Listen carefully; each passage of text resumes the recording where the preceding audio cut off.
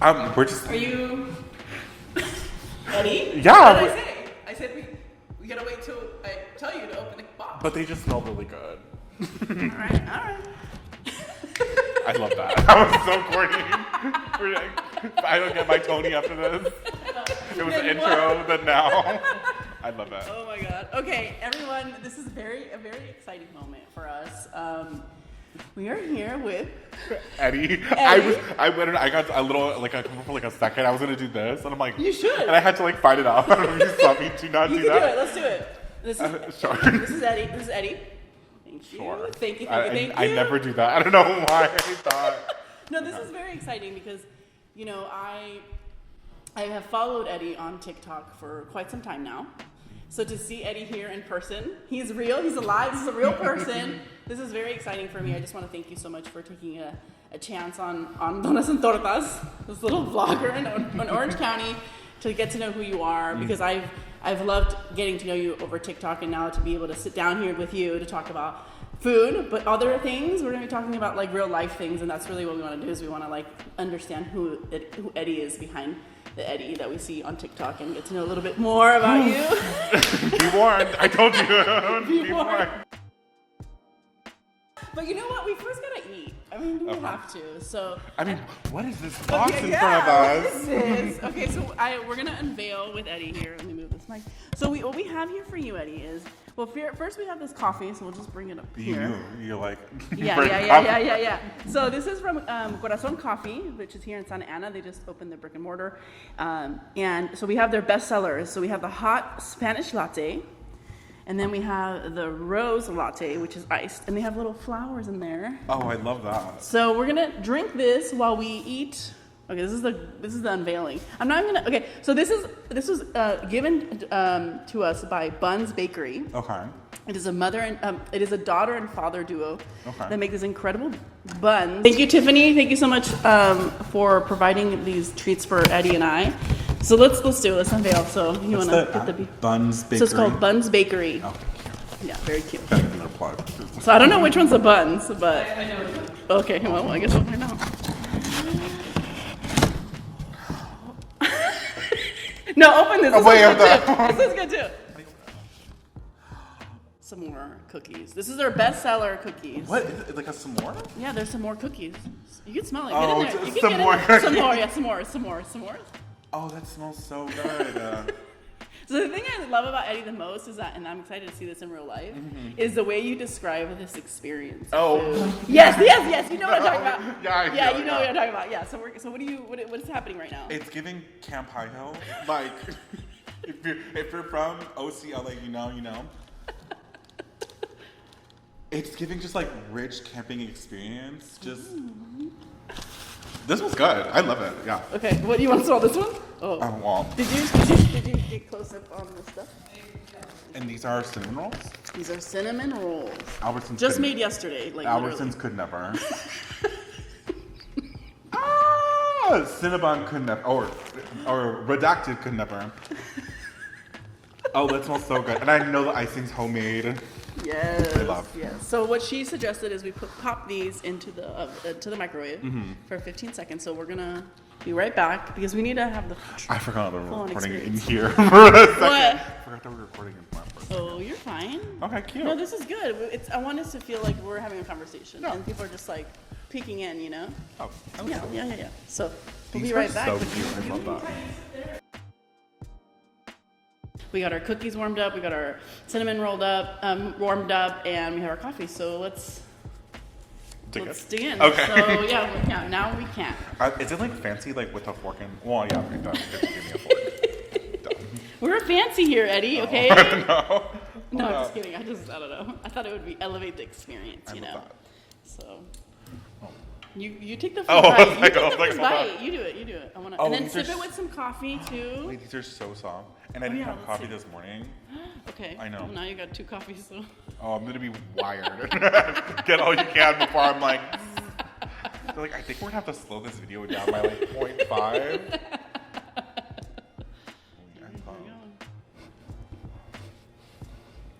Is it hot? Is it too hot? It's good. Oh my god.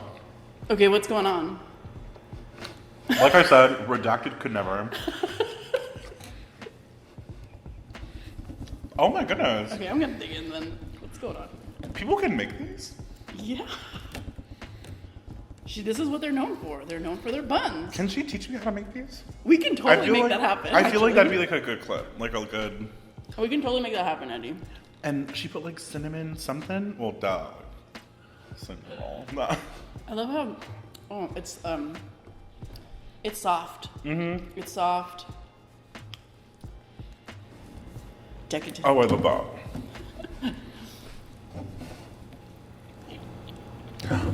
I'm like, I just want to see all the layers because I'm like, what's going on in here? Oh yeah, you want to close up on the layers here, Anna?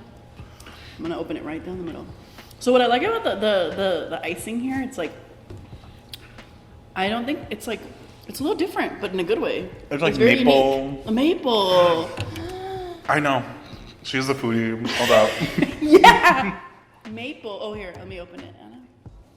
We're gonna open it up. Like maple cinnamon. Yes.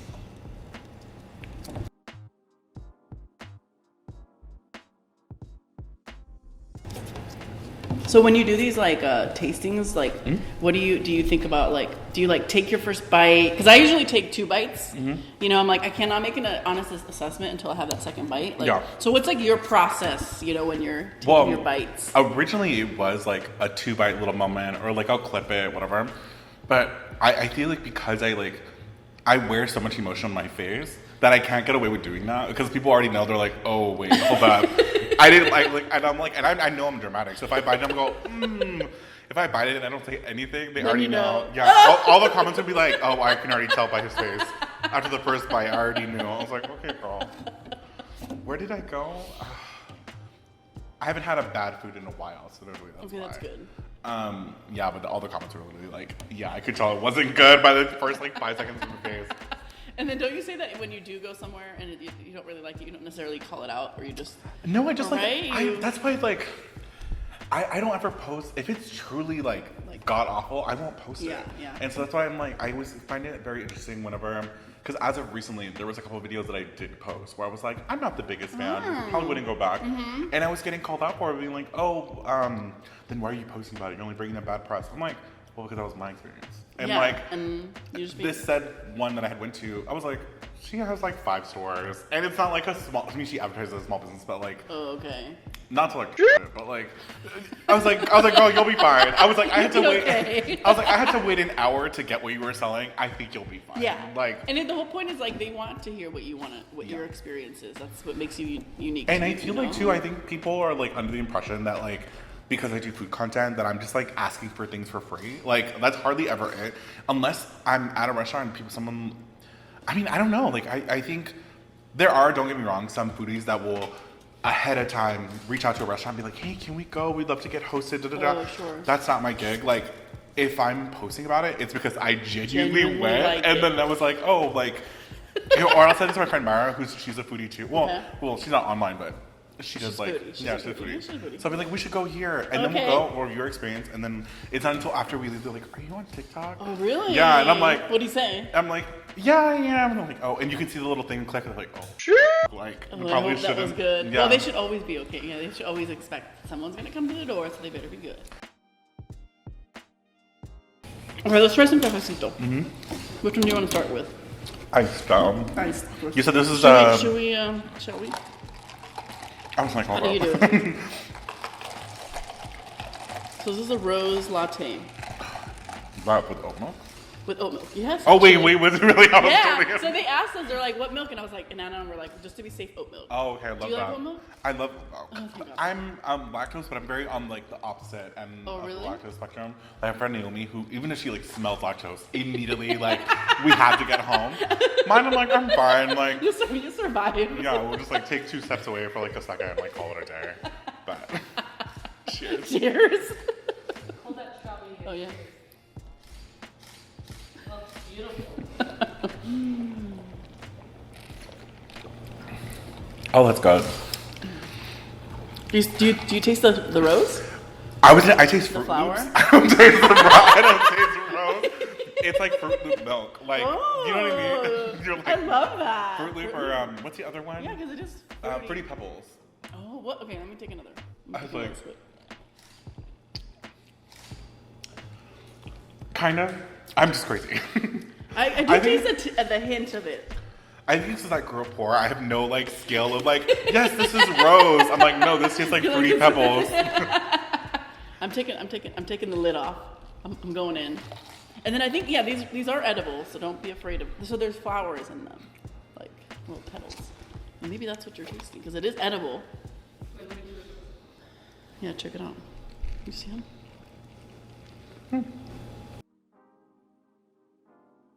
So when growing up, like, what was your like favorite food? On what's like snack food or like? Ooh, like okay, let's go down the go down the line. Okay. Snack food, yeah, let's start there. Well, then there's a difference. So it was like snack food that I could get from the store, or something we already had like in our pantry. Oh, okay. What's the first thing that came to mind? Sounds so bad. What? It's, what is it called? Weenies con sal y limon. Like, Oh, yeah, like yeah. hot dog weenies cut up. Not even cooked. Con sal y limon? I've never done that. Yeah, it's literally just like they're not. Well, I guess they're already cooked when you buy them. Yeah. But you it's just like kind of like you boil cut them, them up. or you... No, like you literally just. Oh, así solo. Yes, Sí. yes, solo. You cut them up in little like squares, and then you put sal y limon. I think we're gonna have to try this. I'm not It's actually pretty. Yeah, it's actually pretty good. It's pretty good. Because anything with sal y limon. I'll do like 2, and then like they'll be like, okay, that's enough, because it's so bad. It's literally just like limon salad. I'm sure whatever salchicha, but it's good. That was like my go, and that sounds so fast. That was my go-to like when I first started. I was like, oh, hold up, just because that was something always in the fridge. Like, yeah, weenies are expensive now, but at the time they were like $1 a pop. Yeah, I remember that. Yeah. Okay, so then what was your favorite cereal? Oh, the Special K with yogurt, little. What is it called? Yeah, Little with the yogurt? strawberry too, right? That was fun. good. That was good. Or Honey Bunches of Oats. That's her classic. Yeah, Honey Bunches I of Oats. actually like Fruity Pebbles and Fruit Loops, so it's funny that you said that. Oh, That's why I was really? like, let me be the judge of this. You're like, no, it's not. Yeah, What are you I'm like, talking what? about? Okay, so that is the Spanish latte, Okay. and it's obviously hot. So we'll try this out. Oops. So thank you again to Corazon Coffee for hosting our coffee here. We got a little ice, a little fruity. A little fruity. A little fruity. And now the classic Spanish latte. Take off. This is my favorite. What do you taste? I taste cinnamon. Yeah, cinnamon. Cinnamon. Like French toast. It's like French toast. I like that. I'm not usually the biggest fan of like hot coffee, But right but now, I would walk around with like, I would walk around with this just for the cup, like for the vibe. isn't it cute? Yeah, just be like in a cute little outfit. I like those. It is very cute. I just hardly ever drink hot coffee just because like, I don't know why, maybe because I'm just so used to iced coffee, but like hot coffee just gets me like on another level. You know what? Let's take a moment to think about that. That's very interesting because I think that's true. It's like there's something about the coldness of the coffee that just like doesn't even matter if it's raining outside. You're just like, it's comfort. Is that kind of weird? Is that weird? Well, I mean, like, Or, like- I don't know. I'll drink iced coffee if it's like raining, or like I'll be in like a Starbucks Yeah. drive-through or a drive-through, and it'll be. Yeah. I was like, hold up, they're not getting any promo for me. I'll go through like a drive-through and it'll be raining, and I'll be like, I'm here for a coffee. They're like iced, right? I'm like, Oh, sounds okay. good. People then Starbucks next to my house, they hate me. Okay. Sounds good. Do you want to try this? Come here. I was like, I feel bad. She has to wait. Here. Let me give you a little piece. Like, I want you to try it, but I only want to give you a little piece. Hey, this is a pretty big piece right here. Look, Eddie. That's Oh, pretty God. good. All right, check it out. All right, let's see what Anna thinks. Good in there. Yeah. Oh, yeah. Do you taste the fruit in there? You Yeah, do? It's more herbal floral, but I taste it. Herbal floral. I didn't even know Look, that being was a a professional foodie. Yeah, let's talk about that for a second. Oh.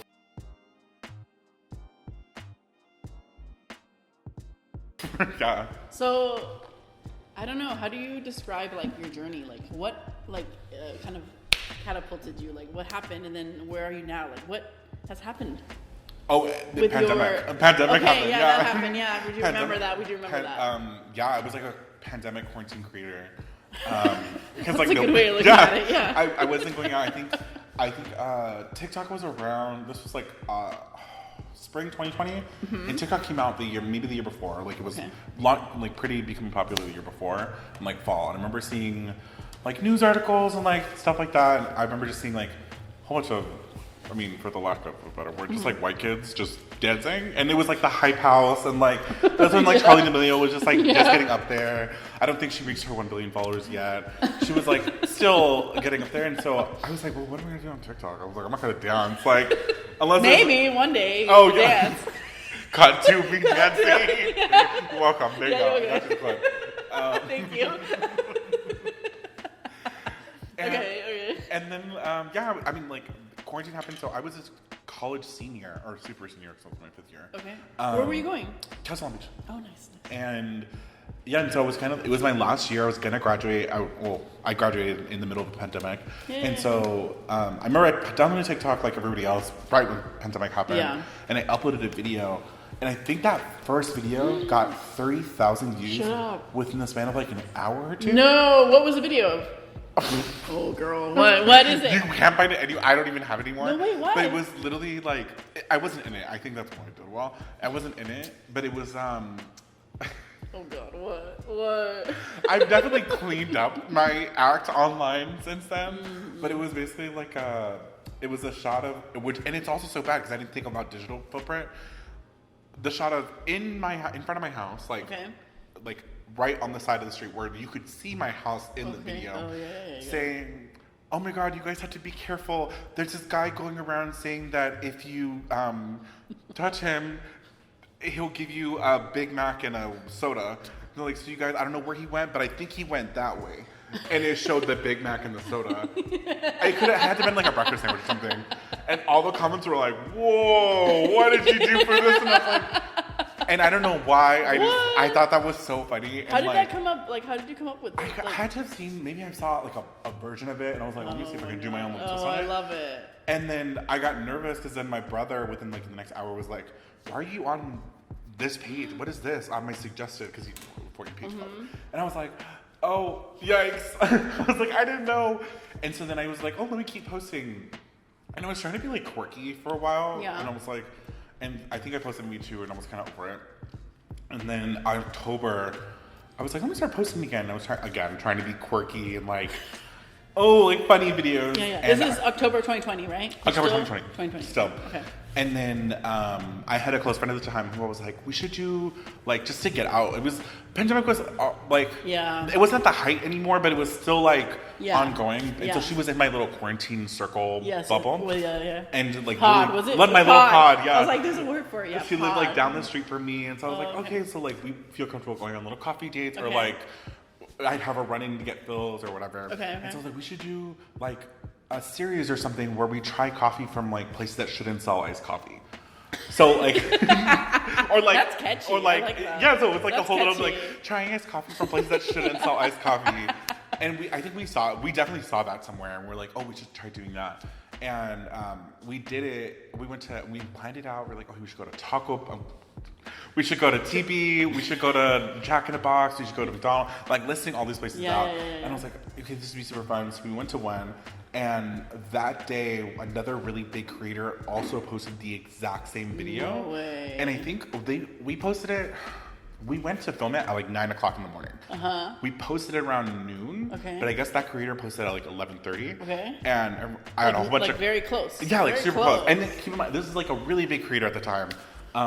And I got all the comments like, not you copying X's video. Oh, no. And I'm like, babe, we filmed 3 videos in the morning. How am I supposed to know? So it was getting popularity because of that. And I was like, okay, well, whatever. Well, I say popularity, but like, I don't think it was it was not. Getting engagement. Yeah, like it was under 10K views at the time. And so I was like, oh, okay. And there was a very first TikTok. So then we're like, well, let's keep going. And so I think we did like 6 like that. Okay. We went to like Carl Jr. and like Wendy's and all this stuff. And then fairly early on, because my friend was really pretty, so I was like, are they just watching because like she's really pretty, or like are they not watching me? And so I went to school for PR, so I was very like, okay, well, you're gonna watch me. I'm gonna make sure that you watch me. Make sure. So what I would be recording, I'd be like, okay, we're gonna take my car because I want to make sure that like I get the good angle. Okay. And then I started taking clips that we weren't using in the regular videos, and making almost like a personality reel. Okay. See, because I went to school like that. Hello. Okay. Because I was planning it out, and I was like, okay, well, I'm gonna make all the jokes that I make, or everything that I say, or every time that I'm talking, I'm gonna put that in like a couple of videos spread out, so they're not just like, we want to see more of her, because I know like she's pretty, and if I had her in the thumbnail, they're gonna want it. And then she started working more, and so I was like, well, let me start posting by myself. Yeah. And so when I started posting by myself, they didn't care. They were like, okay, cool, yeah, sounds good, like roll with it. I'm like, oh, okay, eat it up, sounds good, like, because I was smart. I'm like, okay, well, I need to make a transition. It's very smart. Away from her, because I had the majority of views to her. That's very intentional, and I think that's when I started following you too. I think it was just because I don't remember your friend. Yeah, this was like very this early on, and then I started doing videos by myself at home, and it took off. I love it. I feel like you bring this sort of like, I don't know how to describe. Well, first of all, you're just like very witty. I don't know if you've already noticed this. Like, I loved how witty and clever you were, which I'm always very appreciative of that. And then just the way that you like gave access to like foodies, you know, people who love food, and like the way you describe food and the world of food. And I was just like, okay, this guy is cool. And then I was like, oh, he tried this thing, I'm gonna try this thing. So do you like plan it out, or are you just kind of like, I'm just gonna try different things that I like, and I'm just gonna go for it? I tried planning it out. There's some foodies, I mean, shout out to y'all know who you are, that plan it out, and they'll do like content shoot days, where they'll do like 5 or 6 places in a day. And I'm like, how are you not tired after like the second one? I can't give my all. That sounds so like Mariah, but like I can't give my all. I can't like personality wise on camera after the 6th video shoot of the day.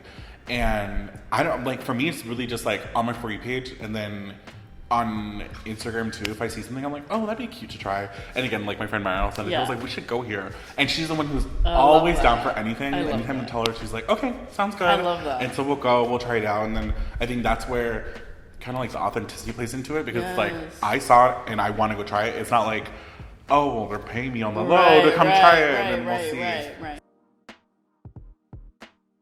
And I think you brought up something really interesting that I want to share with our followers. Like, when you're doing content creation, it's like, you just mentioned something really interesting. It's like, it's like, you are trying to bring your authentic self. Yeah. And you're also being like vulnerable. And so if you're doing that, like, it's a little too much, but it's fine. But if you're doing it like you're saying, like some people who are doing it, 5, 6 places, it can like exhaust you, and then it's like you're. And also, people, I always say people aren't stupid. Like, like they're not. As much as like some of these influencers like to think they're like, oh, if I put on the fake lash under the real lash, people think it's the mascara. Like, no tea.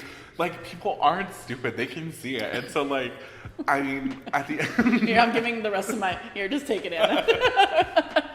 Here, let me get the. I'll use this to cut this guy.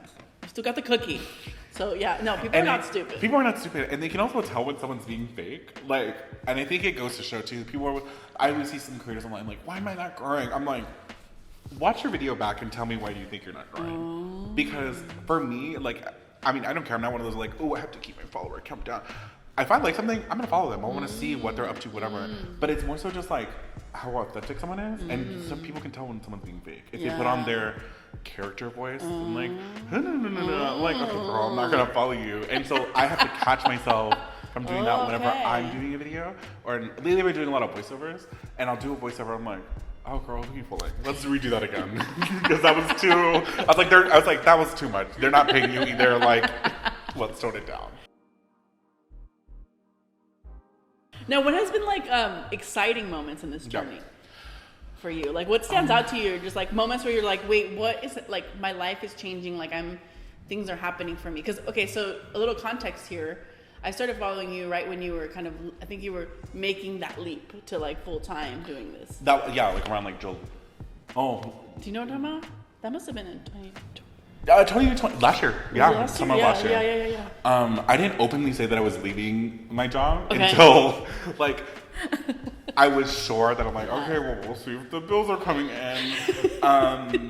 Because I was working an office job, like, fully. I went to school for PR, and, like, I worked at an agency. I worked, like, in social media, and then I randomly jumped into communications because I was like, that's what I need to be doing for a consistent paycheck.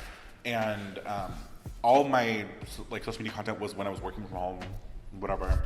And yeah, I was like, I think I hadn't really done any like big brand deals or anything like that, but I noticed that last year in the spring, it was really picking up more than like I had ever seen. And at one point, I think not to well, humbly brag.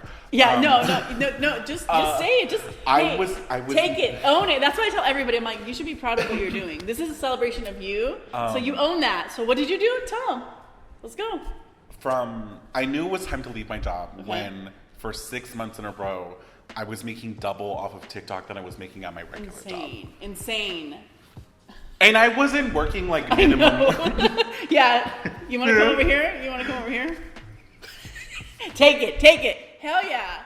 And keep in mind, I wasn't making like I wasn't working like a minimum wage job. I was like an office job. Yeah. But because I was smart and I was just like well, and like again because I went to school, I was just very like business savvy of like what can I ask for, what I can't, and I was like I think it's time. And then at the time my work was wanting to move like in person. Okay. I'm like wait that doesn't fit with my schedule of like, and I was fully committed to just keep working, but I was like oh I don't want to like being stuck in an office and I can't go film my silly little videos like like during my lunchtime, because that's what I would do when I was working from home. I would like work in the agency and then during my lunchtime I'd go film a little video. That's when the car videos were like peak. Yeah.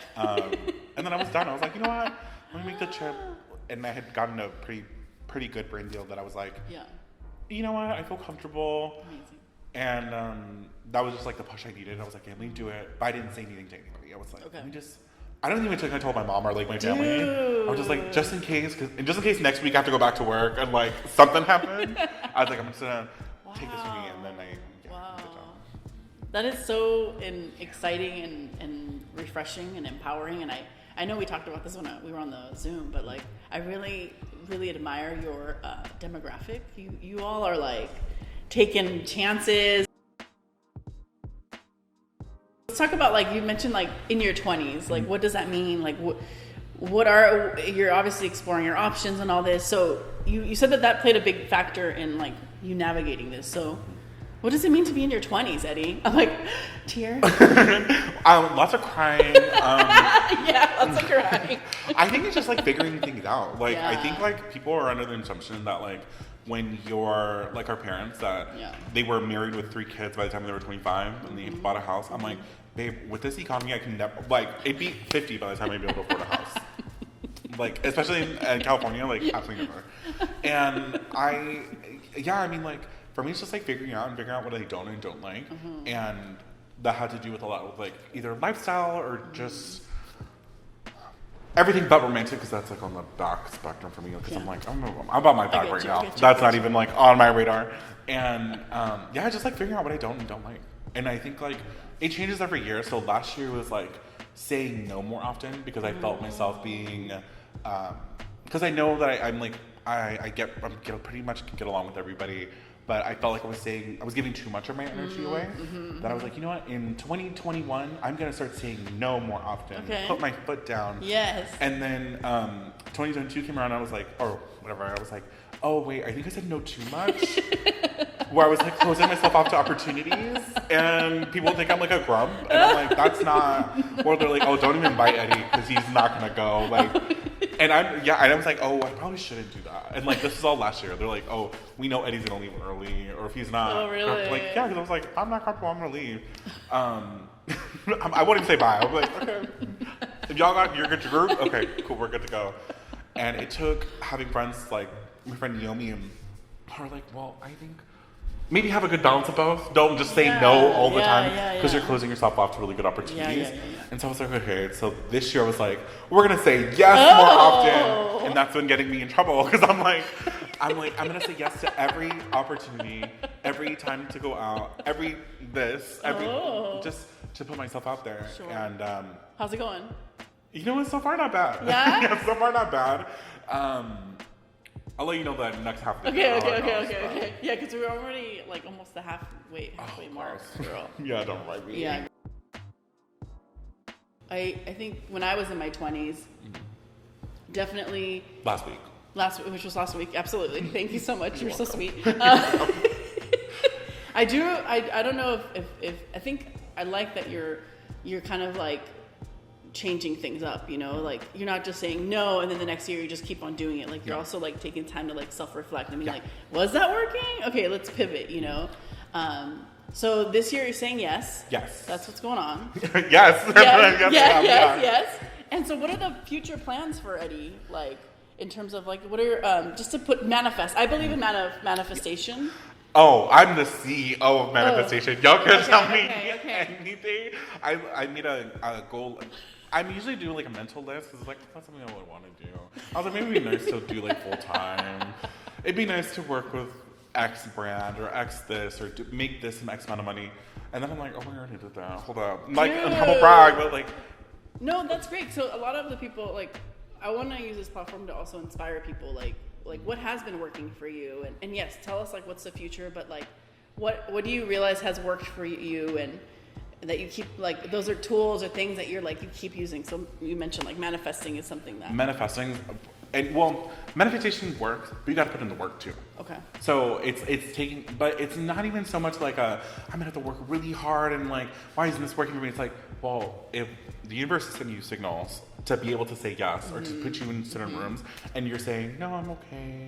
Or like making yourself small. I think that was something that I deal with forever is like, which is kind of funny because I'm a big person, but like I always had the tendency to make myself small to make others feel comfortable. And I'm like, well, why am I doing that? And so I think once I stopped and was just living life authentically and like both online and in person, I think that's when everything like the blessings come in, like, you know. I like that. Yeah. Okay, take note, everybody. Take note. Okay.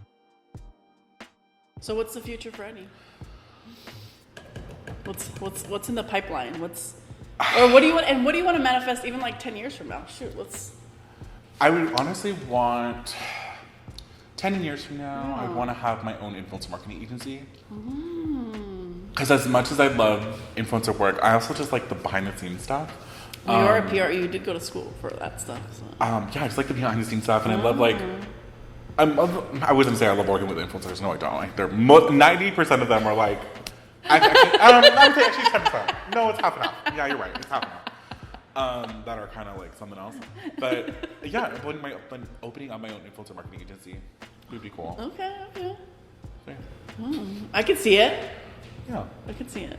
You're strategic. You're clever. And I feel like with the connections that I'm making now, I try not to like burn bridges whenever I'm like, say I'm doing a collab and something goes wrong. I'm like, okay, well, thank you so much for your time. Right. Call it a day, because I'm not going to be like. Yeah, what are you going to say? Yeah. That's very smart. Right. Very smart of you. I don't know. I don't know why, but I feel like you're also like I feel like you're very much a comedian. Not the comedian. Yeah. Have you ever thought about like writing, like a stand-up? Stand-up That or would be, show? That would be if nobody knew that I was doing it. I'd love to do like a stand-up, like even like a 10-minute little spot. Okay. Just to say I did it, get over it, and like call it a day. Because I feel like the amount of stories that are in my head, if I get them like planned out, and there's stuff that I have never even mentioned, like technical stuff that I'm like, y'all wouldn't believe this. It's like wild. I think that would be fun. Just say I did it, but not so much like career-wise, because I think that takes like the joy out of it. And I think that's also why I didn't want to do TikTok full time, because I was like, I don't want to take the joy out of it. And you can kind of see like last year where the dip in a lot of my content was, and I even took, which is funny enough, I went full time as a content creator, and then I took a month break. Okay. Because I was like burnt out, and I was like, wait, hold up, why am I? I was stressed out. Happens, I was like, this is my passion project that now turned into my employment. How do you manage that? Because I'm sure a lot of people come across that. Like for me, I don't know if I even share this, but Anna and I started our own business where we do digital marketing. But this is like my passion project, and so I try to very much like have boundaries of like how much I want to, how much of it I do. Yeah. To, like you said, like you don't want to burn out the thing that brings you the joy part. So how do you like manage that part? I think it's like scheduling. Scheduling is like a big one. And it's also counterintuitive, but taking small breaks. What I realize is like, I'll get lazy. I'm like, no, I don't want to post. I'm good. Like, no one cares in general. And then I'm like, oh, This wait. feels so good to hear this, by the way. It's comforting because you don't know, like, that's like, thank you for being honest about that. Because, sometimes you're just like, Yeah, it's like as much as something can bring you joy, it's like having like a partner. It's like as much as someone can bring you joy and so much love, y'all can be fighting. There's no one like, you know what I mean? I'm thinking like even like platonic or my friendships. I'm like I can love all my family and like my friends like so much, but I'm like nobody will piss me off more. Like get under my skin more. So it's like same thing with your passion project. You can put so much love into it, but nothing will bring you so much like more stress or like annoyance. And I'm like, oh damn, I don't want to do that today. I'm grateful to be able to do it, but that's just like not on my. So it's like again like relationship. You need to have like ebbs and flows of like and set boundaries of okay, this is when I'm working, this is when I'm not. This is the schedule and I'm making for myself to keep myself accountable, but I'm not gonna let it overconsume whatever I'm doing. That is genius. Come on, Dr. Phil. Dr. Phil. I freaking love that. I love that so much. Yeah, Anna knows, so that really spoke to me. Thank you. That was cool. Yeah. I know this cookie's been staring at us. Like, should we do it? Oh, the campfires? The campfires? Yeah. Smoky cookie? Yeah, I'm we'll down. Just like bite. This one we can just bite. Okay. Yeah, this one we'll just bite. Oh. So this is one of their top seller cookies. It's, oh my god, do you feel how soft it is? Yeah, that's why I was like, hold on, let me hold it from the... Oh my god, okay. All right, well. Redacted could not Yeah, cheers. Cheers. Cheers. Oh my god.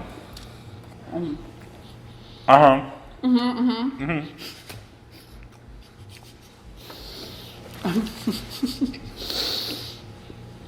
Yeah.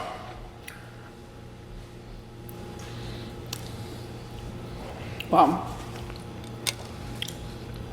I love that. That's really good. For me, I'm a big chocolate chip cookie girl. Mm-hmm. So I do like the some more stuff, but that cookie, man, it's like, oh, I probably have chocolate chip. I have like chocolate chip. It's so soft. You want to try it? I've never seen it where you have the s'more stuff on top of the cookie. That's very unique. Crumble makes a really good one. Better than this one? No. Okay. Not at all. Okay, I'm all crumble connect. No, not crumble. Last crumb. Sorry, not crumble. Oh. Those undercooked cookies, girl. I mean, I'm not going to be a hypocrite. I reviewed them too, but they're very on a week to week. This is, I mean, what are your thoughts? That was good. I love that. What is that? No notes. No notes. You're speechless. Yeah, I like that better. Speechless. Wow, look at that. It was a good idea of feeding them up. Right? Oh yeah. Oh yeah. Oh right. I'm not gonna eat that. Right. Sorry. Now we're seated here. We had our food. I'm sad. I know, but we have our coffees here from Corazon Coffee. So cheers to that. So now Eddie knows this is the portion of the interview where we get a little deep. We go a little. I fed him. I was asking the question. Oh my goodness. Well, I want to start with the fact that in a very proud way, I definitely want to bring people to these interviews who represent a group of people who I really love, which are our LGBTQ plus people. Because Anna and I are obviously a very proud gay couple. And also the intersection of being Latinos, being Latinx. I think there's a very sweet spot when those two things merge. So that's a spot for sure. It's a spot, right? Yeah. It's a spot. Not always sweet. It's like mole. Same vibe. This one. I need to compose myself. You're making me laugh. Okay, here we go. You're throwing me off, dude. And what? Oh my goodness. I think it's, for me, it's very special because I think growing up, I felt like I didn't have anybody that could relate to me, especially in my own home, right? Like nobody, could really understand my experience. And so it's been really nice to, as I'm growing up and being more comfortable with who I am and my identity and meeting people who have that same experience or, unique experience, but we have that commonality of like what that looks like. Yeah.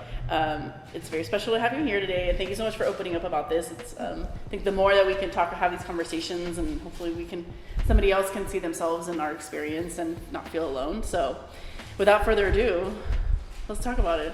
Okay. What does it when you think about the fact that you're Latino and you're gay, like what comes to mind in that experience for you? The first thing that came up was like, oof. Yeah. Like, Right? oof. I'm like, oh, my stomach just turned. Yeah, I mean, like, it just, for lack of a better word, just like harder, I think. I think because we're conditioned, and I mean, like, I have I'm traditionally Hispanic upbringing, and like, I feel like for me, it was just something out of the norm that just wasn't, like, never talked about, never seen on TV, never like in the day-to-day, so yeah, I think it was just like something out of the norm. But I was just like, oh, okay, I don't think this is You're like, I didn't think negatively or positively about it. It was just like, I don't know, kind of a... Okay. And then when did that start to change for you? Well, I think even so, like, just growing up, it was never so much, I know it varies from family to family, but it was never like gays as sin. It was just like, positive or negative, like, oh, yeah, okay. over there, kind of vibe. Because I grew up with people like, what's his name? We can cut this whole part out, but what's his name? The singer? Juan Gabriel? Yeah, I grew up with Juan Gabriel. I hope I did it right. Yeah, I grew up with like Juan Gabriel, Walter Mercado, Castro. Yeah, the same vibe. That like people like that, we just like never thought twice about. And I think what I grew up realizing is that a lot of Hispanics and a lot of people like in our culture don't really have an opinion about queer people unless it's under their own house. They're like, unless it's gonna inconvenient me and like, ¿qué van a decir la gente? Then like, all of a sudden it's an issue. But it's like, oh no, I have a gay barber or a gay this and this, and it's fine. Or we can watch Juan Gabriel or Walter Mercado and it's fine. Watch them be like feminine or just dress extravagantly.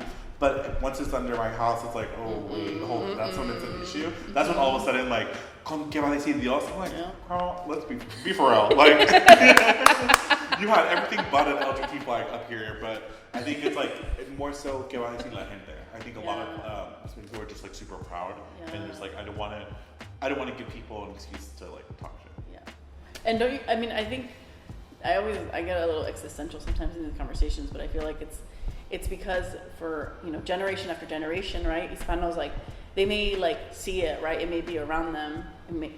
They protect it not being in their home, right? Like you said. But then every generation goes by and nothing that chain isn't broken. Yeah.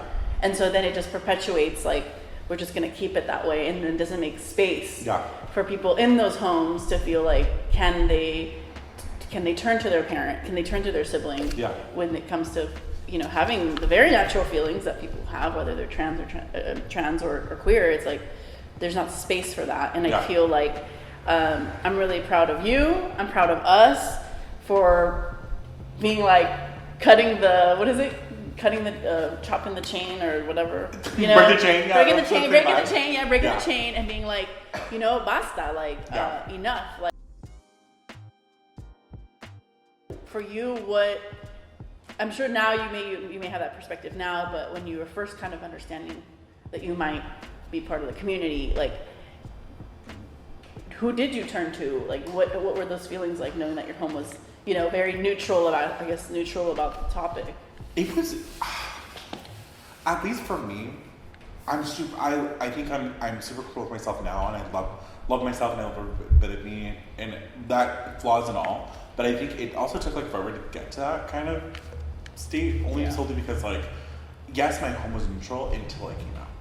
Then like it was World War III.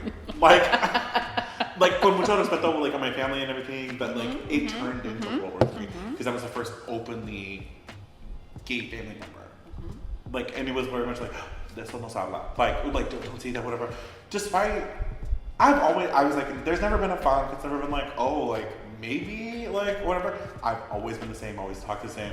I will, do whatever. But I think when it came out, it was, when it came out, it was just like it just turned my whole world upside down. And I think because, it just turned my world upside down. Because you didn't have anybody that you could talk to, right? I didn't. Like as corny as it sounds, the only gay person that I knew was on TV and I didn't look like that. So I was like, well, I can't peek it.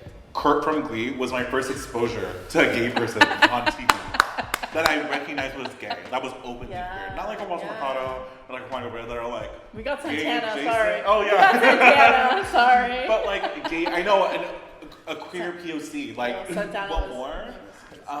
But with them, it was like, oh, could they not be gay? Right, But Kurt was the first openly gay person I saw. Oh, And I was like, true. wait, I'm not like skinny like Kurt. I'm also not white. And also like don't dress like super like, you know, like fashion, quote unquote fashionable. And so I was just like, well, am I gay then? Like, I don't know. And so I was the first person I saw. And I think that's when I was like, okay, well then I started having a lot of questions about myself. And I think when there are some people like will take advantage of that. If you have like if they see a weak spot or see like that you're not like setting your own, I think people will take advantage of that. They will.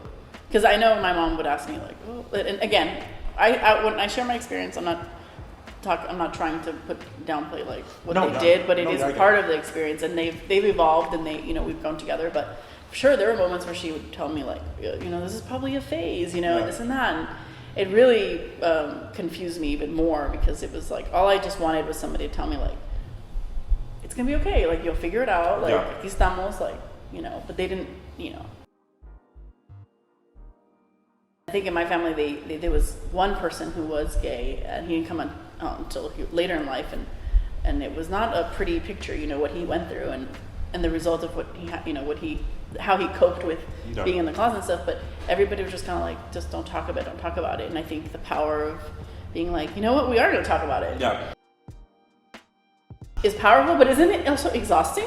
Yeah. Can we just say it is exhausting? Like, it's exhausting. I will say that. Like, and I think for a while I was like, oh, you don't like me because I'm gay? You're getting the full septum piercing, blood, jean jacket experience. Yeah. You're gonna get. I'm gonna put it so far in your face that you will have no other choice but to take me as I am. Yes. And I think for a while I was like, wait, hold up. We don't have to do all that. That's exhausting. That was like a little too much. Like I was putting on something. Right. Now I'm just actively just like, live your life how you live it, and then take it or leave it. I like that. How about it? Yeah.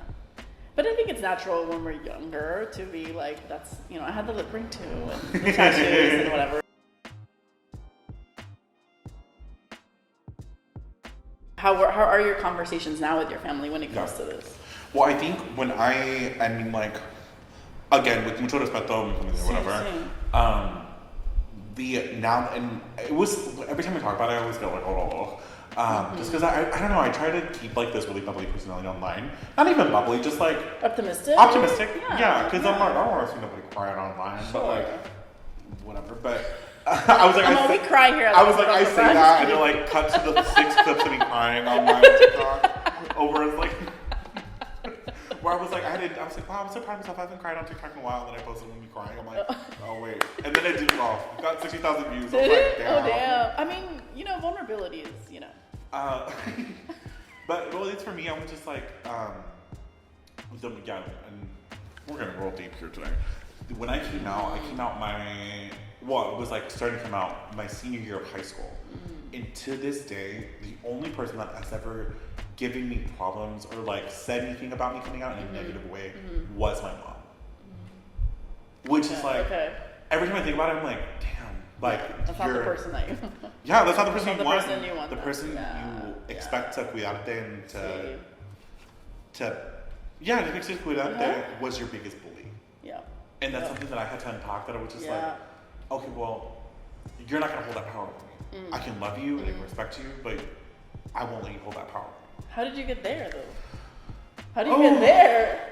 It didn't happen overnight, for sure. I was like, damn. It took... and it's just, I mean, I hate to say this, but it's like, it sucks that it's like, you have to, like what you're saying is like, it's about your own mother. I mean, that's why this conversation is so important, because it's like, it shouldn't have to be that way. Yeah.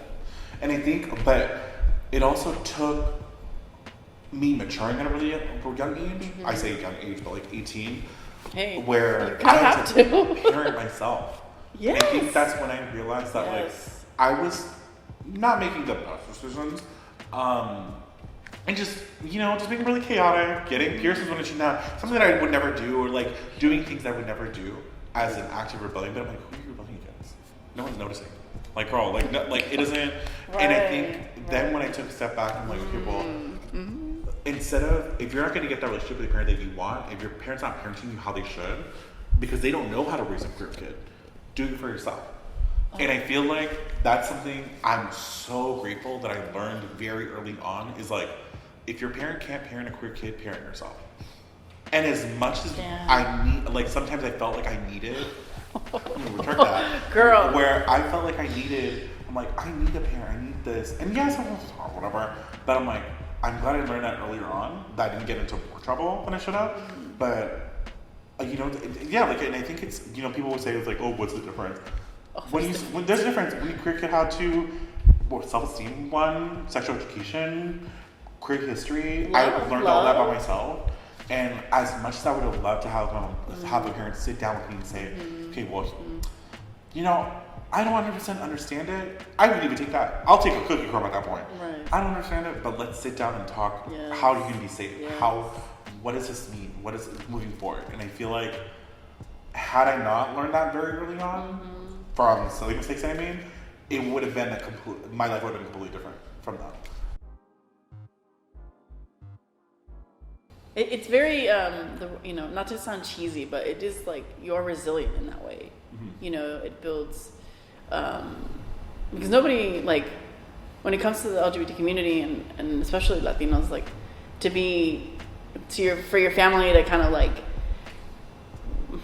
I don't want to use the word reject, but rather they just.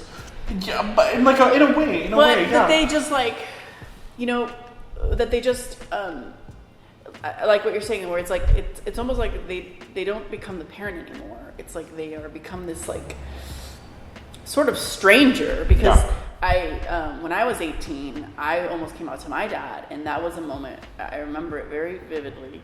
And that was a day where I realized my gut was telling me I cannot trust this man. Yeah. Like I can't, and I now have to start parenting myself, and now I have to start making decisions for myself because this guy doesn't have the answers. Which I think as a child who for me, I looked up to my dad so much. It was like, oh man, I did feel a level of loneliness. I will admit to that. Like I was like, oh man, I'm alone in this. But I also felt like, okay, all right, Jackie, like it's in your hands. Like you're the pilot now in a way that like I don't think that every typical teenager like who has to do that because they can turn to their parent and be like, hey, I'm feeling this. It's like now we've made this thing which shouldn't be the thing, but it is a thing.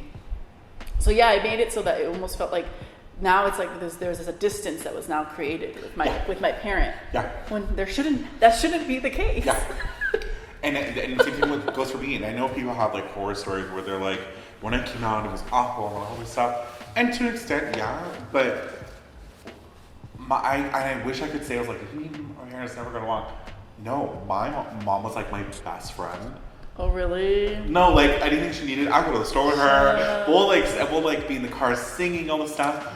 And I will never forget the day. And like as much as love and respect that I have for her because of everything she's done, I remember the day I came out to her. The day after the day after prom. Oh, so, really? Yeah, because I remember it was running for prom king, didn't win. But that's cool. You got nominated. Well, you know what? I know this is old, but I need to say this. The counselor was like, "Oh, I didn't win." The counselor was like, "So close, only one vote." Why would you tell me that? Why would you tell me that? I'm like Petty McGee until the day I die. I was like, you didn't have to tell me that. Yeah, dude, like some But at the point, I was like, I had already come out to my brother at that point. Who I was more nervous to come out to him. Oh, really? Because I was like, I remember having a whole crisis about it. I was like, I can't come out to my brother because like he's not gonna love me. Like I was so nervous about that. I know. And I came out to him over Kick. Over what? Kick? What's this? Oh, it's like... Just give it to me. What is Kick? It's like a messenger app. Never heard of it. Facebook Messenger. Never heard of it. But it was really popular way back in the day. Way back. Not way back. Like 2015, whatever. Okay. And I came out to her Kick, and the person was most scared to come out to, was just like, okay, I love you. Like, what else? And so we became really like good friends after that. Obviously, like whatever. And then the day after prom, I came out to my mom. I remember we were just talking. She was like, "Oh, how'd it go last night?" I was like, "I had so much fun. I danced," and we were just like, whatever. And then I was like, Mom, I'm really excited. I think I want to grow out my hair, you know, because this is before the top knot was gonna be, because my hair was long on top. So I was like, I want to grow it out and put it like in a bun. I think it'd be so cute. And she laughed. She goes, oh my God, are you gay? And I was like, yeah. No. And I go, yeah, actually. Oh wow. And I sat her down, and I was just like, babe, it's when you know, like nothing changed, so dad. Okay, and I'm like, back in my head, because I didn't even think about it. I didn't even say, like, I wasn't even worried about it. Yeah. I was like, yeah, and so I talked to her about it, and then I start crying, because I'm like, oh, she's not taking it bad, that's a good for me. And then she goes, wait, are you serious? Oh, what? She thought I was fucking with her the entire time. I was like, yeah, she goes, no, you're not. And then that was the first, and I'm like, it sounds so bad. Me and her have a relationship now. That was my first like heartbreak, where I was like, oh, where I felt, and keep in mind, she was my best friend, where I felt immediately there was no love there anymore, and it took a lot to get back. But I remember seeing her face and seeing how her face changed. I'll never forget it. It's like engraved in my head, where I was like, oh, did I mess up telling you this? Because like now.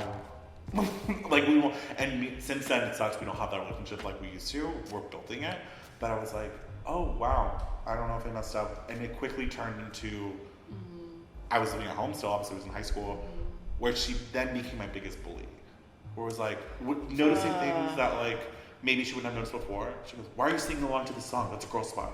But like, wait, what are you talking about? This is our favorite thing to do together. She's taking it out on you. Yeah. Taking it out on you. Well, I was like, we would always listen to Whitney Houston in the car, and I always sing Whitney. Why are you upset that I'm singing it now? Man. And I thought, in my childhood bedroom, I had like my wall covered in like posters and stuff. She goes, why the fuck do you have that shit on your wall? I'm like, well, you always have this. And so I think and it built that like exchange between us. And it was always, well, no, you're not. Why are you acting like this when you're not? So it was almost like, invalidating you. Yeah, invalidating. Sure. I'm like, okay, well, like, I don't know what to tell you. And this was all around the time of like college acceptance letters. And so I was like, well, am I going to move away? I had a couple options. It was either go to East Bay, Northridge, or Long Beach. And I'm like, am I going to go to Northridge? Or am I going to go to East Bay? Or am I going to go all the way to Humboldt just to get away? And then I'm like, I was like, I don't think I can do that. Like, I don't think I'm not ready to leave yet without resolving this. I was like, I'm going to go to Long Beach. And I'm happy that I went, happy that I made friends there, but I was like, that was a big mistake. Staying home, going to college, and then being like, oh fuck, now I have to stay here because I felt like I had to. Of course. And I remember I rejected all the letters, and then she goes, oh, okay, fine, stay. But then years later, when my sister had rejected her letter, she goes, oh no, you're calling, you're gonna make sure. So there was no like fight there anymore, so that's what I mean, like, that relationship wasn't the same after that. May I ask you, like, looking back, like, do you have any regrets of telling her that night and how things transpired? No. I don't think so. I think, like, I truly believe everything happens for a reason. I'm glad I told her. Because I didn't, the person who I expected least to, like, have a negative reaction obviously had a neutral to negative reaction, but it was never violent or never. Now looking back, I'm like, when I'm talking to somebody about this, I'm like, make sure that you're in a safe environment to do so. Like, as much as pride is really important, like, don't come out unless you're ready to, and unless, like, you're safe to. And maybe, then, I guess in a way that I probably, like, wait a little bit and, like, see what the vibe was. I don't know, maybe, because I always said, I was like, if she asks, tell her, because clearly she, like... Yeah, there's a subconscious something, right? So like if she was criticizing or she was critiquing like your idea for your hair, so maybe subconsciously she's like. But I always said, don't lie to her. If you ever ask, don't lie to her. And I said the same with my brother. I told him no several times, but like. I think that's freaking beautiful. Yeah. I think that's beautiful that you're like, I'm not gonna lie to her, like. Because I was like, if you feel the need to ask, then you already know the answer. Como Juan Gabriel. Do you ever heard about his quote? He's like, lo que se ve no se pregunta. Oh, there you go. Yeah. Pero si estás preguntando. Yeah, if you already asked them, are you? And that's when I had to become my own parent. From that day, whatever it was, I became my own parent, and then went to Castle Long Beach, and... That's tough. And I commend you for that. I think, I don't know if you find comfort in this, but I hope you find comfort in knowing that, like, you are breaking this chain, and now, like, whether you have kids or your siblings have kids or cousins or family members, and you're like, now it's like, stopping you're stopping the way that they see the community, and so another kid doesn't have to, experience what you did. I try to remind myself of that, to help me through being like, it was worth it. And I think that it is. And I do believe that we're special in a good way, like I think we're strong enough to withhold and be like, no, like we're going to change things. Like things are going to be different. With maturity too, and I think with growing up, also becoming your own parent, also realize to give her the space too. As long as it took me to come out, needed to give her the same amount of time to be like, for her to process something that she had an idea for my life of what it would look like, being married with a wife, with kids, and picket fence and all this, and suddenly the person who she thought she knew everything about doesn't know anything anymore. She's like, who is this person? So I can't judge her off the reaction. Yes. It had to give her time to essentially grieve the son, the future that she had for me. Yeah. And now me and her relationship is like a lot better now. I think we're just still building a relationship together and just having her still get to know me after all these years of like, what does your queer son look like? Or just son, like, what does your son at 100% his entirety look like without hiding anything? Yes.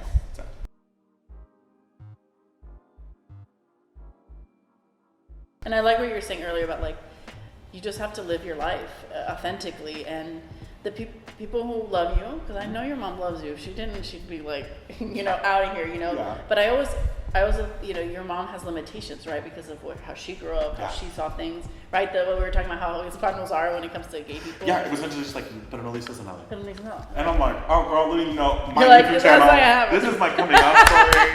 She didn't know, she wasn't on the internet. I was like, I was on Vine fully like making gay jokes. Yeah? Yeah, did not care.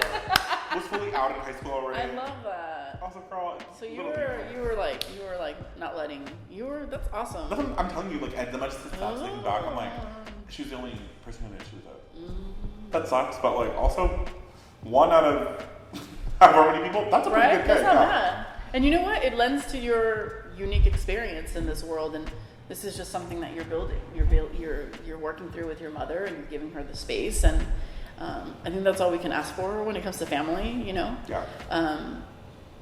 I think families have timelines of how they can be accommodated with this, but I think also it's important that, like you were saying, you have to live your own life. You have to have your own timeline. Yes.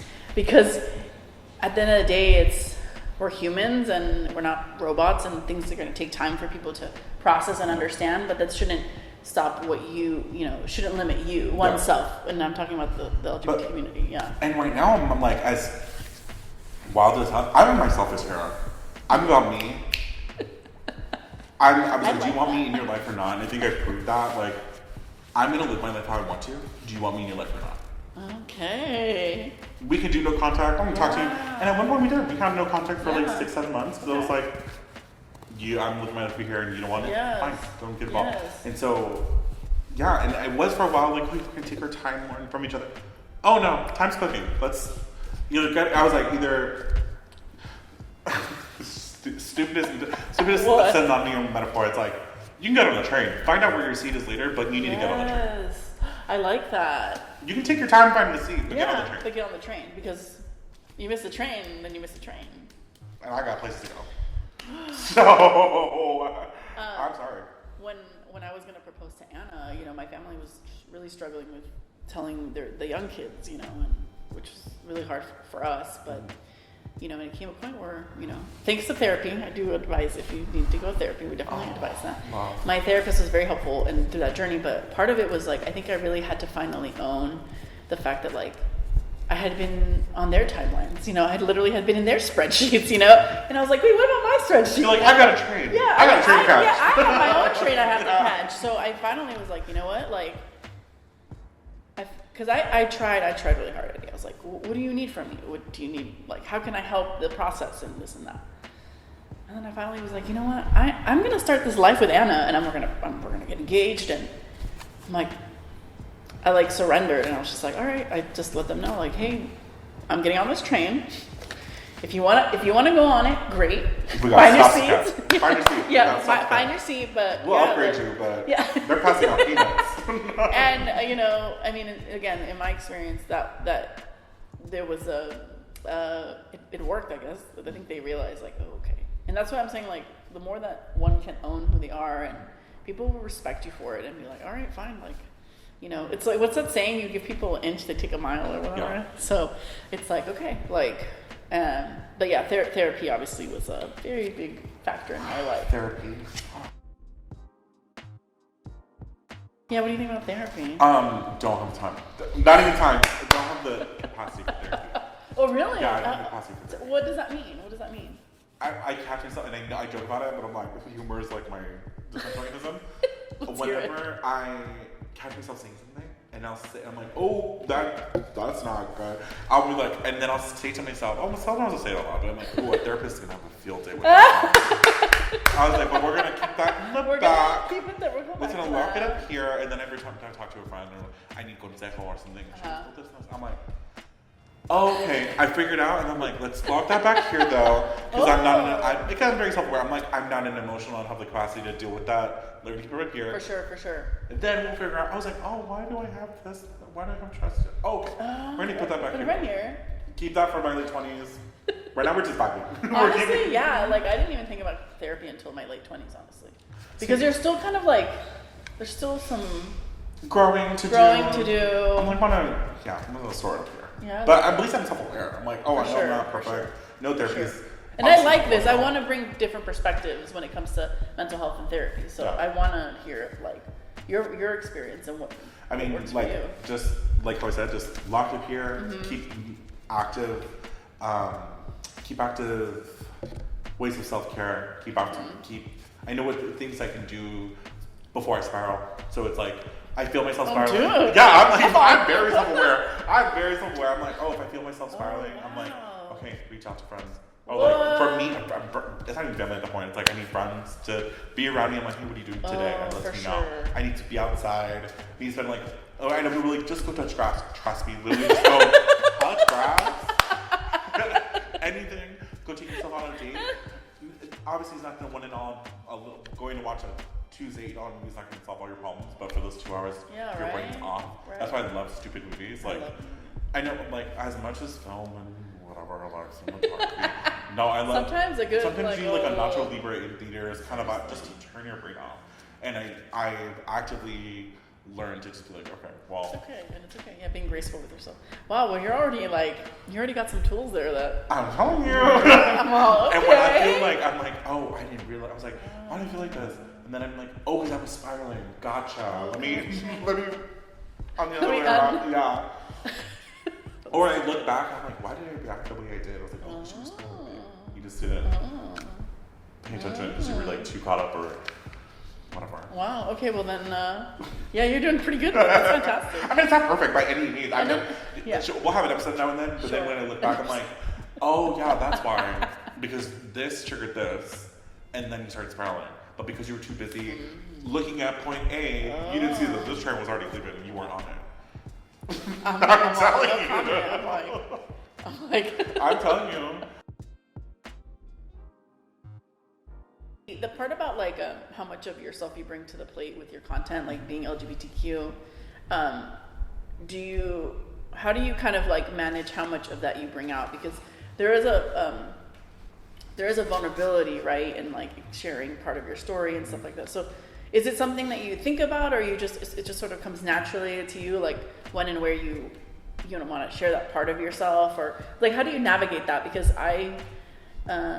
I've experienced with my own business like how much I bring to that plate, but I don't know. I guess I'm coming to terms with like for me it is a big part of who I am, how I work, how it impacts the work I do, who I work with, because I feel like most of my life I've been like masking that side of myself, and I'm just like I'm done with like accommodations, and I'm just like I'm bringing the full me to the plate, and hopefully bringing visibility like your story and other folks who are part of the community, because like we didn't see anybody like us, like to your point, like I had Santana, but she was in the closet and stuff, and then we had Ellen, and then you had Kurt, so I think like a part of me is like I'm bringing that part of myself because I want to, hopefully people can see me, younger people. Yeah. I remember when I went to Knott's Berry Farm, I must have been like 12 or 11, and I was with my dad. My dad would take us on our birthdays. And I saw these two Latinas, actually, like a couple. And they were like, being affectionate with each other, and they had a kiss. And I just thought, I thought two things. I was like, why can I not stop staring at them? I was like, this is scandalous. Yeah. But at the same time, I was like, oh, this is bad. But I couldn't stop myself from looking back. And I was talking to somebody recently about this, and they're like, those two people were like brave enough to like be who they were, because this must have been 20 years ago, right? It's like they were brave enough, not 20 years, maybe I'm aging myself, 15 years ago, whatever. And she's like, and you saw that, and that awoke in something in you, and it's like, anyways, I think about those moments, and I'm like, I hope that we can be somebody that people can turn to and be like, okay, like that, I get that. For me, it's like 50-50. Because yes, like I hope me being in my authentic self brings some sort of representation online that you may not see anywhere else. But I also know like I'm very much flawed. I'm a person with flaws. I'm very self-aware of that. So like I also know not to take myself too seriously. But I'm like, okay, calm down, Mother Teresa. You're not doing the Lord's work. Like you're putting yourself online. Let's take it with a grain of salt. Like you know what I mean. So it's very much 50-50. So I'm like, I don't give myself all my props. I'm just being myself authentically online, call it a day. And I like that. yeah. When was the first time you did feel like you saw somebody that represented you? Obviously, it was last week. I'm just kidding. Last week. No, you're like, it just happened yesterday. I don't think I have yet. I'm kidding. I know. I'm like. No, I mean, I was just thinking about this the other day. Kurt was like closest person. Okay. It wasn't actually until recently, because I mean, like with media and stuff like that, the person I didn't think of, I don't even, you guys don't watch Drag Race, but like Katie Hughes was like the closest to who was a contestant on season 12. Season 12 of Drag Race was the closest that I thought was like, oh, that kind of looks like as that thicker, brown skin person with like a loud personality. Yeah, kind of the same vibe. And I was like, oh, I love. And how much praise she got. She was feminine and and I was very outspoken. And I was like, oh, I love that. I was like, and she was the closest. And I had been following her career from before that. And like, I used to do like illustrations and stuff. And so like, I would illustrate her. Like, I was like, very first fan art. And like, I was like, because I don't know, I just liked her and I loved her style. And this was even before she was on the show. So when she got on the show, I was like, oh my god. Okay. I think she's Afro-Latina, but like, I was just like, oh wow. And I think when you said like, who's do you think is the closest, it's like, yeah, and if you put pictures side by side, you'd be like, no, you don't, bitch. But like, that was the person who I saw. I was like, oh, she was brown skin, like thick. And, so yeah. Aww. Besides Kurt, That's Kurt. We do like Kurt though, right? Yeah. Oh yeah, we love. Love. So like, oh yeah, we love. I forgot. Shout out Kurt. Okay, we have one last question. Very exciting one. Did I scare you? No, but it's okay. All right, Anna has one last question for Eddie over here. Hey, Anna, come here. We'll switch. Take a seat with Eddie. Hop on into the train. So It's going.